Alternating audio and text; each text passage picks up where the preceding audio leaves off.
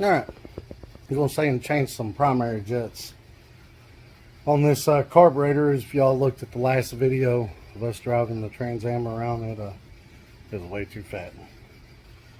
Which the jets that were in it I thought would be lean for an E85 carburetor, but I don't really know much about E85 carburetors, so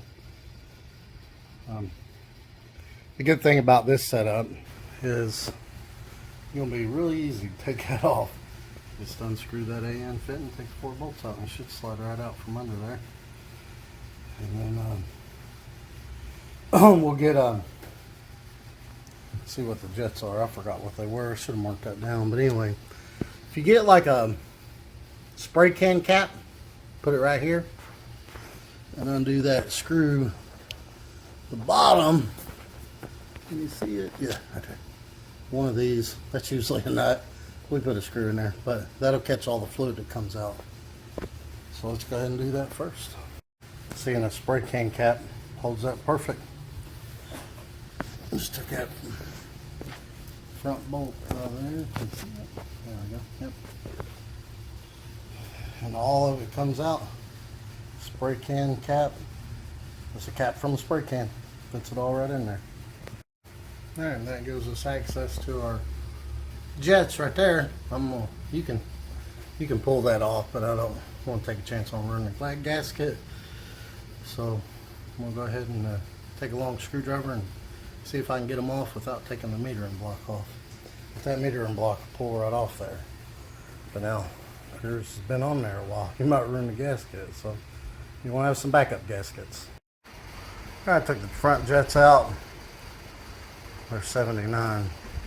I was watching some YouTube videos. That is pretty high for a primary jet. I forgot what we had in the other carburetor. I don't know. We're going to lower it to, I don't know, let's see what we got. I think I'll try some 72s. It was pretty fat. Alright, 72 jets are in. Make sure your gasket's straight. On this side right here, make sure your accelerator pump goes underneath this. Alright, it's all back together. Don't go too crazy on them bolts. Just strip them out. Now, I'm just going to back it out. And I'm going to put it on the brake, put it on light load, and just see what it reads. I'm also going to go in with the idle mixture screws just a hair. And Chris went ahead and ordered one of them low card locking dipsticks. This thing right here, watch. It pretty much pops out. You barely even touch it. It pops out all by itself. Yeah, it just ain't got no the bendy things that are supposed to clip it in there. I mean you barely even touch it. It pops out. It pushes itself out. So yeah, that ain't gonna work. Alright, let's hit the brake. Idle mixer screws still need to go in a little more.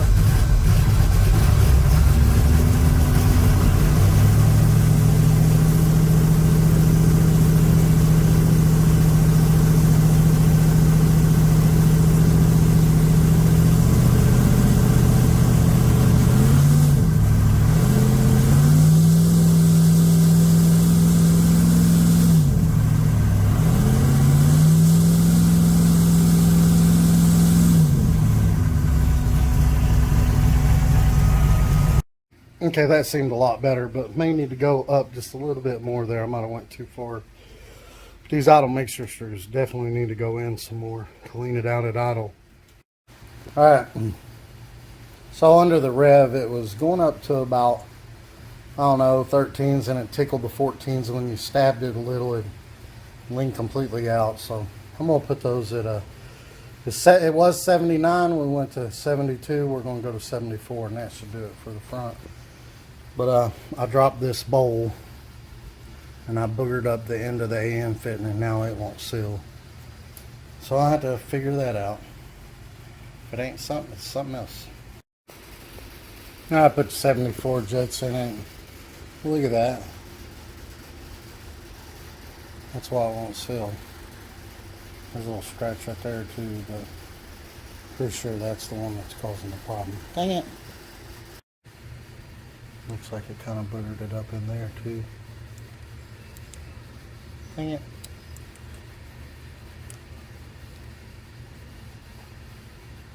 Yeah, it did. Probably going to have to get some more of them conical seals or replace these. I don't know. Those conical seals seem to work good for Merles. Well, there's nothing else I can do. Might have to buy another one of them conical seals for 8AN or replace that piece and that piece. Or replace that piece, or try one of them conical seals. Them conical seals are kind of expensive though, man. They're like $8 each. And I think they're only one use, I don't know. But anyway, I kind of want to get the lock and dipstick on there. I could probably tape that, zip tie that down or something, but I'd rather get that on there. So, waiting for parts now. It ain't one thing, it's another. That was my fault. I dropped the bowl and it fell and hit the control arm and then hit the ground. And that's what caused that. Completely my fault, but clumsy. I did not even need to take that line off. I could have just moved the bowl out of the way. But I'm stupid, I guess. But oh well. I'm gonna order one of them conical seals and try that. They come in packs of 2. Get one of those, we'll get the lock and dipstick on it. And see what it does now. I'll put the 74 jets in it. I think that's going to be perfect on the primary. Then on the secondary, we'll have to make some more boost pulls and see where it's at. But it's way too fat. It was breaking up. It wasn't pulling. It wasn't pulling as good. It pulled better than my cart pulled on 4 and 5 pounds. But it didn't pull as good as what my cart pulls on 8 and 9 pounds. But his was spiking to 12 pounds, and then it'd come back to about 5 or 6.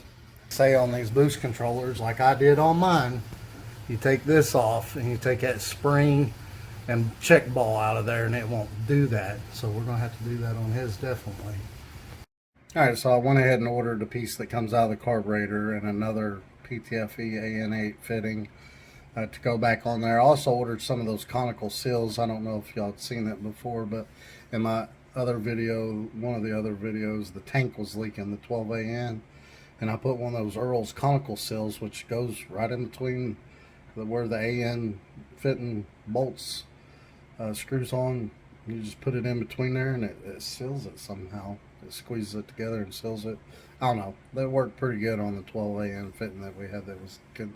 I figured I'd just order some more of those in case something like this happens again.